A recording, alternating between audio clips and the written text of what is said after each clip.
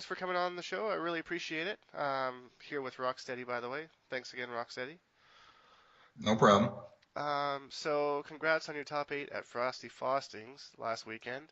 Was there a certain player or character you were concerned with going into the tournament? I wasn't necessarily worried about any players going into the tournament. There wasn't anybody on the list other than probably Sleeps that I hadn't played before. And I didn't know enough about Sleeps to either be concerned or be excited. It was just kind of a nebulous name.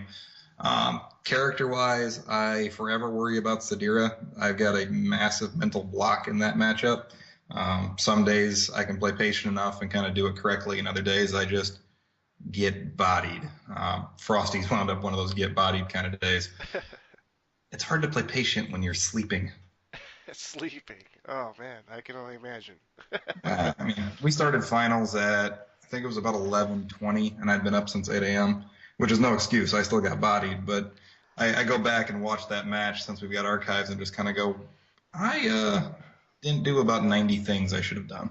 Well, I remember watching the stream and they were showing off Omen for what seemed like ever. And I mean, it was great that they showed off the new character. I just think that they could have waited till after the top eight was done. I think they kind of killed the momentum a little bit with that. But It might have hurt momentum a little bit, but at the same token, guys at the venue were excited about that being shown off. So if it didn't transfer over to the stream, that's unfortunate. But in terms of the at venue experience, I don't know if I'd personally have traded that out if I was the TO. I probably would have started everything earlier if possible, because again, sleepwalking through a top eight is not the most convenient play style. But exactly. overall, the timing was what it was, and it was kind of, to my understanding, a last-minute surprise addition to the tournament as well. So I don't know where else they would have thrown it that wouldn't have interfered with already announced stream times. Yeah, that makes sense. They got to kind of do what they think is best and get the most viewers for it, and that's probably when you're going to get the most viewers for it. So, Yeah. do you think that Sadira and Glacius is a bad matchup, or do you think it's just something that you struggle with personally? I think Sadira has an advantage over Glacius in general matchup-wise, and then on top of that, it's a match that I struggle with. Um, Part of that is I haven't put in the time that I should to learn how to play Sadira so that I'm countering it effectively, and that's something I need to do this spring. But it's not a great start-off position either way. Yeah, fair enough. I suffer the same thing in that my games. I'll have some matchups that I just don't practice enough, or that I just can't figure out for one reason or another, and it makes it worse on me than the matchup actually is. Always true. So, having said that, what do you think the most important part of training for a tournament is? Honestly, I think training for a tournament kind of bounces into three categories. Execution training, which most everyone who's playing a fighting game is aware of. If you can't do what you want to do when you need to do it, you're not going to compete very well. Matchup knowledge on top of that, and matchup familiarity, which is not always the same thing. Finding people either online or locally to actually practice a matchup is incredibly important to both your ability to execute when you want to, because you're aware of what's going on in any given situation, and also your knowledge level of being aware of situations that you're about to get into so you know what to be relying on from your established execution. On the backside of that, tournament training, and probably what I think is the most important thing in the long term, is just getting out to tournaments and playing and experiencing both the mental and physical fatigue that comes with most large format fighting game competitions. It's one thing to do everything you want to do when you want to do it at home, right after dinner, or at your peak training time and just have it all go well. It's different to try to do that at 10 p.m. if you've got a late top eight, or 9 in the morning if you decided to be the dude on Saturday night staying up and partying. Um, those considerations tend to do a lot to both your knowledge base and your execution, and it's something that's hard to train for at home. So I know plenty of players, particularly just in my local scene, who are incredibly strong players if I put them at our local gaming spot or even just my basement, where I take them out of state and go, this guy is going to body the world, and they can't get out of their first pool. Yeah. And it's not always just, execution and matchup knowledge. I've watched guys that can hit every Dudley one frame link there is in Street Fighter over and over again if they're in my living room. But you put them on the Evo show floor surrounded by people and noise and general excitement. And whether it's the distraction or the lack of comfort being away from their normal playing grounds, they just kind of fall apart. Yeah, that the nerves are really something that I don't think a lot of people put into perspective. And I remember from the first few tournaments that I went to, it doesn't matter who you're playing, a big name or someone you maybe never heard of, but I remember just my hands shaking, and it's so hard to hit the controls on things when your hands are shaking. And the same thing with my first top eight was same thing, even though I was fine going through pools, you get to top eight, and my first top eight, I just totally bombed it. Yep. And it's a nerve thing that for a lot of people amplifies when you put them on a stream station as well. Get the lights in front of you, recognize that there's a camera sitting on top of the monitor, have the back of your mind worried about the 1 or 20,000 or 50,000 people watching you at any given moment. There's just a lot that goes into being mentally okay with all of those things going on while you're playing that you just can't train for at home. So I tell a lot of people, if you only play at home, get out to your locals. If you only go to your locals, get to your regionals. If you're going to your regionals, get to your nationals. If you're feeling comfortable at your nationals, get to Evo already. Yeah, fair enough, man. Just keep moving it up until you get to that spot where it's not an issue anymore, and then you can focus on playing and not so much overcoming the nerves. Yeah, I mean, training is like a ladder. Start at the bottom, get to the top. I like that. I might quote that sometime. So we know you're a phenomenal KI player. Do you play any other fighting games or have any other fighting backgrounds? I mean, phenomenal might be stretching it. I get lucky a lot. Um, I started playing competitively with Street Fighter and Mortal Kombat. I mean, you can do the old history thing and be like, I got my fighting game start with Sega TV and Mortal Kombat and upset parents, and it was great. In terms of playing competitively a lot and really active, though, I got started with Street Fighter for like a lot of the 09ers. Um, did pretty well on that. Eventually, I was absolutely terrible the first time I went to a tournament. Did really well during Super. Part of that was a strong guile. I don't have enough shame that I can't admit that. I still do okay anymore, but for the most part, I'm pretty much just playing KI and waiting around for MKX and every so often trying out Guilty Gear and then not playing it because there's too much air dashing. Yeah, I don't really understand how the anime games work. I mean, I've watched them. They have them on our locals all the time. I just don't get it. I don't know if it's too fast paced for me or if it's just all the colors. I don't know what they're doing. I just don't know if I think that fast. I think that's my problem.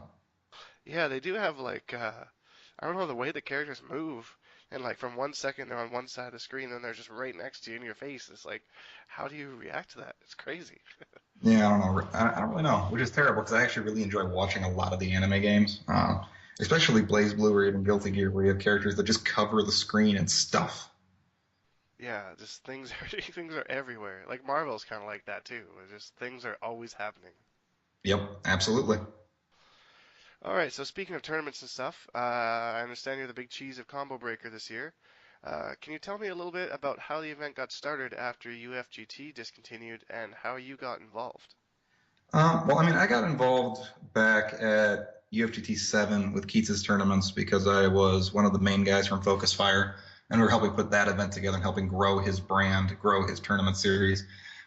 That initial kind of, I don't know, pairing worked well enough that he and I and Max kind of put together UFGT 8 and 9 and then 10 on an increasingly, I'm just bad with words tonight, on a closer level. So by the time we got to UFG 10, we were actually to a point where I could call myself co-director. And when he started talking about wanting to step down, I looked around at the fact that without UFGT, there wasn't really a North Midwest tournament that everybody was going to be excited about. We wouldn't have a large format regional. We definitely weren't at the time going to have a national. We've got other tournaments in the region, sort of, on the edges of it, because you've got Civil War, KIT, or I guess Midwest Championships is still going on a little bit south of that. But there's nothing in the Chicago tri-state area. And as somebody who lives in Minnesota, there's just nothing that I can drive to.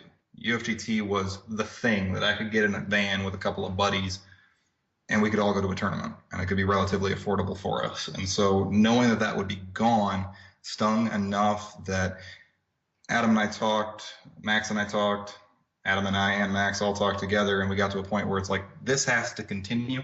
And if it can't continue with Adam, we have to let it continue in some format that people can get excited over and that people can trust. And so we've got pretty much the entire core UFGT staff.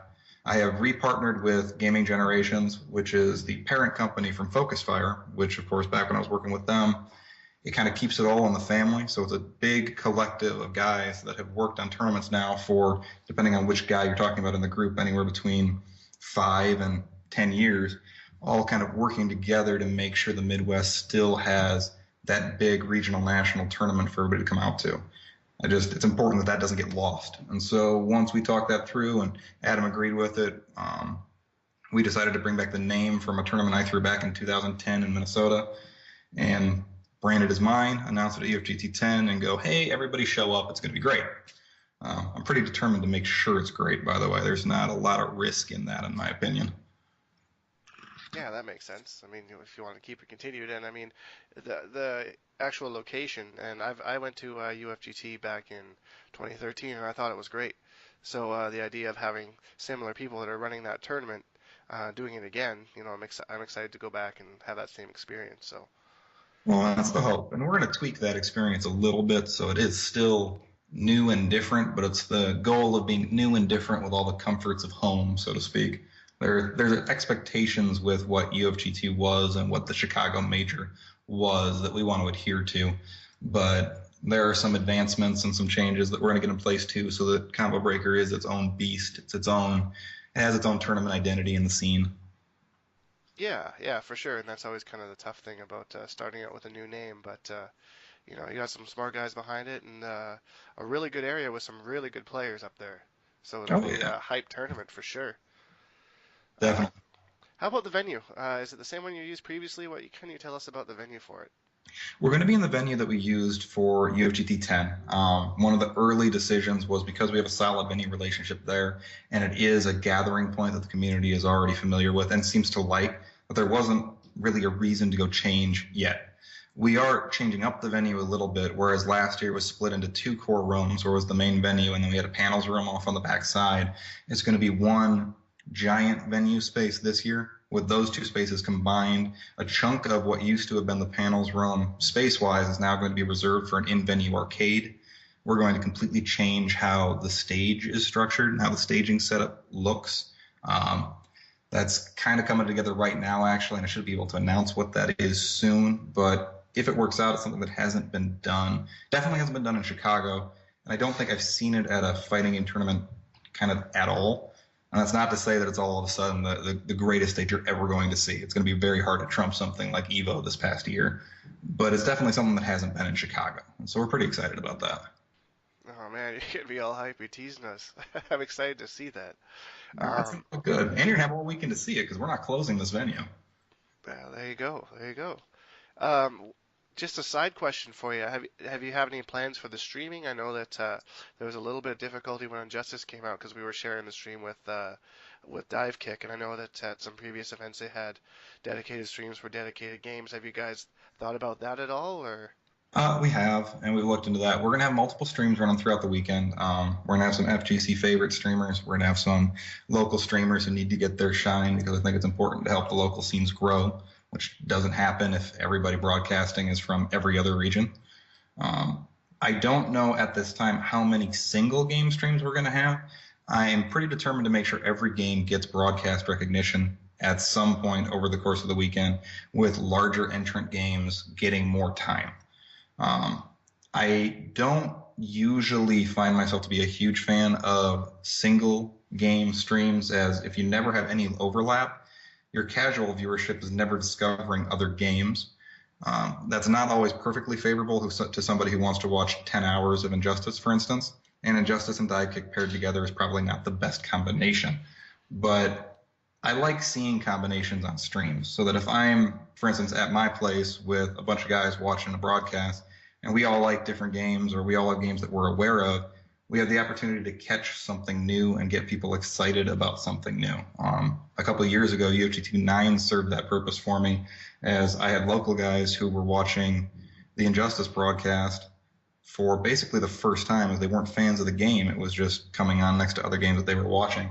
And I was having trouble getting an Injustice scene really riled up locally, and there was enough good matches going on at that tournament with characters that were completely non-represented in my region that we got a couple of new players and it kicked up a bit. Um, and I think stuff like that is important to cater to. So, I mean, short answer to your question, we're going to have some streams. We're going to have national guys. We're going to have local guys. Most of the streams are going to show multiple games. The games with higher registrant entry, we're going to try to show more of, so those tournaments are rewarded for being larger.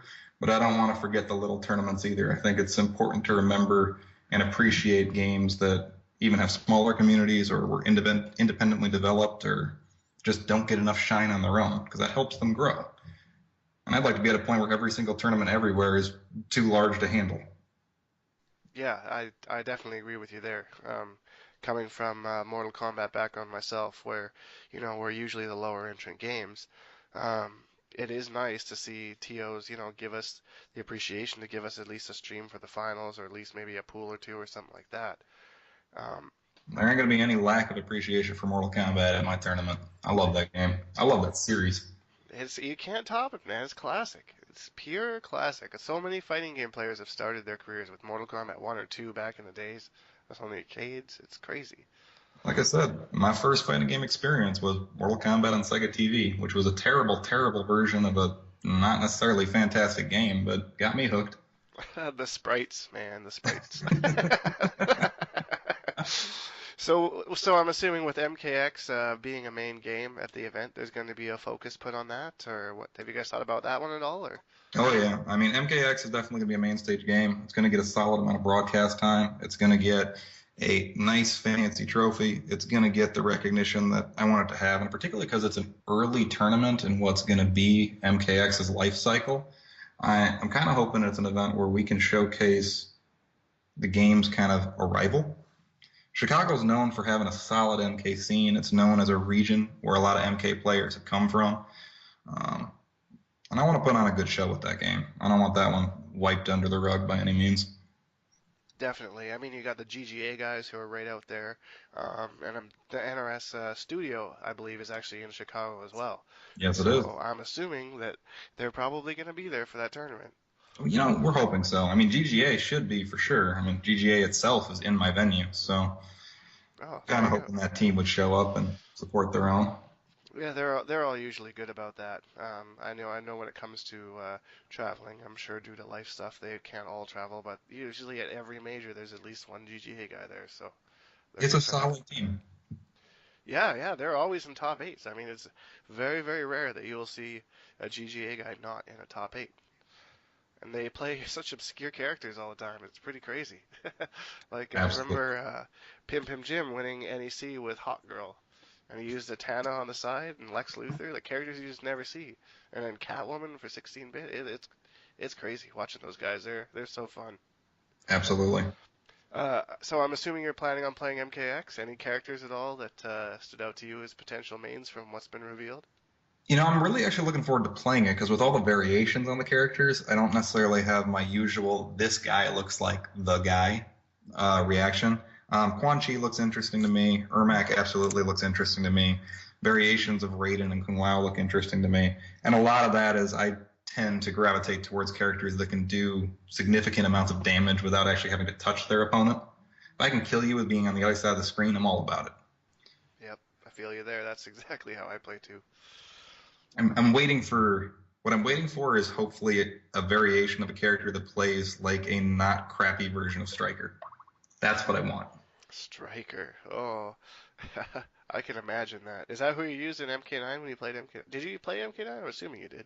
Yeah, I did. I actually used Shang in MK9 with Noob as a backup. I wanted to play Striker, and I played a lot of Striker, but I couldn't personally get any solid results with him, even on just a local level. So, regardless of my desire to stand around shooting bullets all day long, had to switch that up.